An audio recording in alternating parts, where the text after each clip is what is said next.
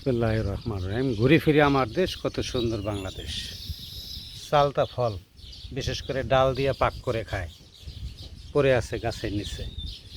চালতা গাছ দেখেন, ফলের গাছ লাগাইলে ফল গাছের নিচে যখন পড়ে থাকে তখন দেখতে খুবই সুন্দর লাগে।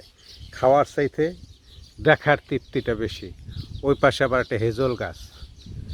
তো ভারতীয় উপমহাদেশের জলবায়ুর সাথে এই সমস্ত গাছেই মূলত মানানসই। আসুন আমরা, এই হেজল গাছ তো এখন বিলুপ্ত, এখন পাওয়া যায় না, খুব কম পাওয়া যায়। তা আসুন আমরা দেশীয় গাছগাছালি লাগাই, এরকম কাঁঠাল গাছ লাগাই আর কাঁঠাল খাই, ফলে ফুলে বাংলাদেশ গড়ে উঠুক। এই যে দেখেন বাড়ির পাশে কাঁঠাল, এটা দেখতে যে সৌন্দর্য, খাওয়ার চাইতে দেখার সৌন্দর্যটাই হয়েছে আলাদা।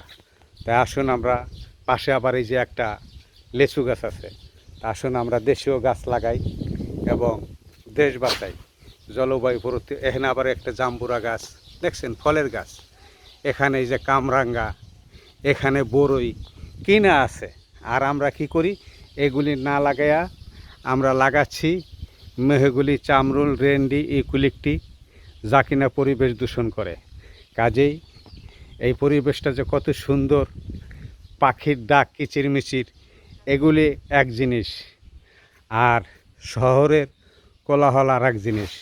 আসুন আমরা পরিবেশ বান্ধব গাছ লাগাই এবং দেশ বাঁচাই।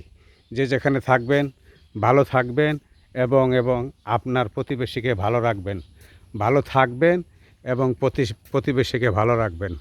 আবার দেখা হবে, আবার কথা হবে ভিন্ন কোথাও। আসসালামু আলাইকুম।